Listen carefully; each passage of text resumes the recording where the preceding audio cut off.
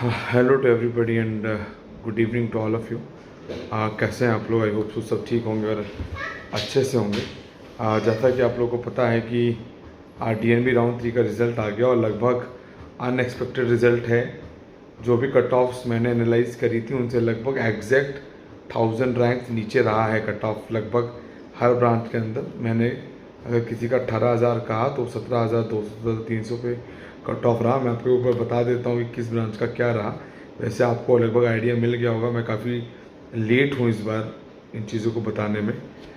तो डर्मेटोलॉजी रही 6727 पे, रेडियो डायग्नोसिस रही 9160 पे, जनरल मेडिसिन रही 16427 पे, पीडिया रहा 17370 पे, रेस्पिरेटरी डिजीज़ रही 17392 पे, सेक्रेटरी रही 18320 पे, ऑब्स गायनी रही 19069 पे, ऑर्थोपेडिक सर्जरी रही 22244 पे, पीडियाट्रिक सर्जरी रही 23117 पे, जनरल सर्जरी रही 23533 पे, न्यूरो सर्जरी रही 23877 पे, एमरजेंसी मेडिसिन रही 24114 पे, प्लास्टिक सर्जरी रही 24808 पे, ऑप्थेल्मोलॉजी रही 245642 पे, ENT रही 25930 पे, cardiac therapy cardiac thorax surgery रही 26064 पे, और एनेस्थीसिया रहा 28253 पे, और रेडियोथेरेपी रही 29644 पे, और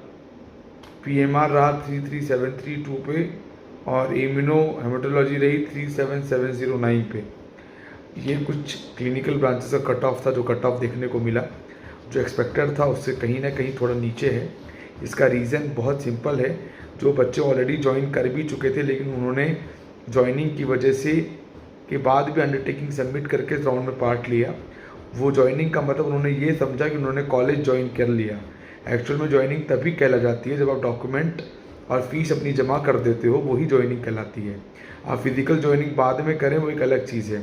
इस कन्फ्यूजन के चक्कर में बहुत सारे बच्चे ऐसे थे कि जिन्हें लगा कि उन्होंने ज्वाइनिंग नहीं करी है और वो ऑलरेडी जिन्हें कॉलेजेस मिल गए, जिन्होंने फीसेस जमा करके सीट्स ले ली हैं, उन्होंने ऑलरेडी इस कंडीशन में रहते हुए अंडरटेकिंग सबमिट करके सीट्स ले ली हैं। इसके और जिन बच्चों ने ऐसा किया है उनके ऊपर लीगल एक्शन भी NB ले सकती है, क्योंकि एक लिस्ट होगी जो कि MCC और NB दोनों आपस में शेयर करेंगी। वहाँ से बच्चे का लिस्ट फाइनल हो जाएगा किसने किस स्टेट में ली और NB में किसने अलॉटमेंट लिया, तो वहाँ पर लीगल एक्शन होने के चांसेस मेरे हिसाब से रह सकते हैं। और एक बात और है, ज्वाइन तो कोई एक ही करनी होगी, चाहे वो DNB करेंगे ये या ऑलरेडी जो ज्वाइन कर रखी है वो करेंगे। लेकिन जो ऑलरेडी ज्वाइन कर रखी है अगर वो उसको छोड़ते हैं किसी कारणवश तो उनके ऊपर हैवी पेनल्टी पे करने के चार्जेस रहेंगे, क्योंकि उन्हें सीट लिविंग पेनल्टी पे करनी होगी वहाँ से, तो ही वो DNB में आ पाएंगे। फ्री एग्जिट अब कहीं भी अवेलेबल नहीं है। आपने डॉक्यूमेंट जमा नहीं किए हुए हैं लेकिन फ़ीस तो आपने जमा करी है। और अब ऐसा भी नहीं कि आपने फ़ीस जमा कर दी तो कहीं आप और ले लेंगे, उन्हें मालूम नहीं चलेगा। आपके ऊपर रूल दोनों ही अप्लाई होंगे, सीट लिविंग पेनल्टी का भी रूल अप्लाई होगा और वहाँ रहते हुए अगर आपने कहीं और लिया तो आप लीगल एक्शन का भी बनेगा, उस कंसर्न DGHS अथॉरिटी से भी बनेगा और DNB से भी बनेगा, दोनों तरफ से बनेगा। अगर आप ऐसा करते हैं तो ज़रूर इस बात को रखें। कहीं ना कहीं मान के चलें 10 से 20% ब्लॉकिंग इस बार भी हुई है।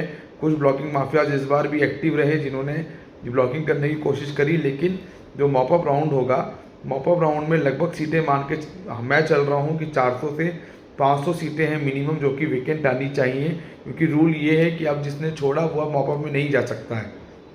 किसी को कॉलेज मिला उसने नहीं लिया तो मॉपअप में वो नहीं ले सकता। इसीलिए 400 से 500 सीटों का अनुमान लगाया जा रहा है कि मॉपअप में ये सीटें रिवर्ट होकर आती हुई नज़र आएंगी DNB राउंड में। तो कहीं ना कहीं कुछ प्रॉबिलिटी बन सकती है। जो बच्चे 1000, 1200, 1600, 2000, 3000 रैंक से रह गए हैं उनको ज़रूर फ़ायदा मिलेगा और उनको सीटें मिल जाएंगी। उनको घबराने की ज़रूरत नहीं है, नहीं परेशान होने की ज़रूरत है। जितना भी कट ऑफ रहा ये मान के चलें 3-3, 4-4 हज़ार का कट ऑफ ऊपर और बढ़ जाएगा जितने भी क्लोजेस हुई। अगर किसी ब्रांच में 30-40 सीट्स भी आती हैं तो एक अच्छा चांस बनेगा कि आप ऊपर जाके उस ब्रांच को ले सकते हैं। चांस बनने की उम्मीद पूरी रहेगी, तो घबराना नहीं है, मॉपअप का वेट करना है। मेरे मुताबिक मॉपअप 25 तारीख के आसपास होगा, उससे पहले नोटिफिकेशन डिक्लेयर हो जाना चाहिए 2-4-5 दिन के अंदर।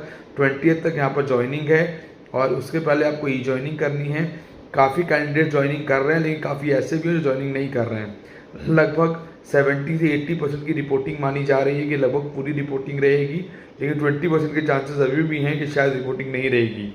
इसी के हिसाब से 400 से 500 सीट का अनुमान है कि इतनी सीटें मॉपअप के अंदर आनी चाहिए। ये एक सिंपल रास्ता रह सकता है। एक रीज़न और भी रहा है कि ऐसा क्यों हुआ, क्योंकि कॉम्प्रोमाइजल ब्रांचेस बहुत ज़्यादा डाली गई, मतलब जिसे लेना रेडियो था लेकिन उसने डाला कुछ और, ऐसा भी रहा। एक चीज़ मैं और कह देता हूँ, राउंड 2 में अगर आपको, मेरे पास एक नया केस आया इस बार, एक कॉल आई जो कि बच्चे के, मैं नाम नहीं लूँगा बच्चे का, लेकिन काफ़ी अजीबोगरीब कॉल थी। उन्होंने कहा कि सर राउंड 2 में मुझे कॉलेज मिला, आपने कहा मैं ये कॉलेज ले लूँ, मैंने कॉलेज ले लिया, लेकिन राउंड 3 में मुझे उससे अच्छा कॉलेज मिल गया। एक्चुअली क्या होता है कि जब आप काउंसलिंग कर रहे होते हैं तो जो कंडीशन प्रेजेंट में नज़र आए आपको उसी के तहत लेके चलना चाहिए। बाद में क्या होगा, बाद में क्या नहीं होगा, उसके मुताबिक नहीं चलना चाहिए, क्योंकि चांस फैक्टर बहुत बड़ा होता है। आपका एक गलत डिसीजन आपको किसी गलत जगह ले जा सकता है। उस समय अगर डिसीजन लिया जाता कि आप वो कॉलेज ना लें और आप वो कॉलेज ले लेते, कहा जाता कि आप कॉलेज छोड़ दीजिए, राउंड 3 में जाइए, और आप चले जाते और इनके जगह नेगेटिव शिफ्ट देखने को मिलता, तो वो जो कॉलेज मिला था वो भी आपको नहीं मिलता।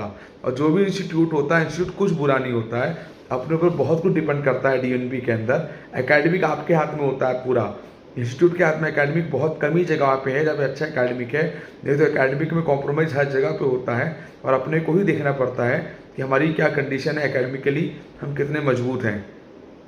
ये कुछ चीज़ें हैं जो हमें समझनी भी चाहिए और देखनी भी चाहिए, जिसके तहत प्रॉपर डिसीजन निकल के आता है और उसी के तहत प्रॉपर कैलकुलेशन समझ में आती है कि आगे हमें क्या करना है क्या नहीं करना है। मॉपअप एक ऑप्शन है, इसके अलावा CPS FCPS के ऑप्शंस हैं, इनके फॉर्म्स अभी आए नहीं हैं, वो भर के ट्राई कर सकते हैं। महाराष्ट्र डोमिसाइल है तो फ़ायदा ज़्यादा होगा, बाहर के हैं तो उतना ज़्यादा फ़ायदा नहीं होता हुआ नज़र आएगा। CPS के अंदर DNB मॉपअप हो सकता है। कोई डाउट कोई कन्फ्यूजन है तो कॉल कर सकते हैं 9675200801 9690796426।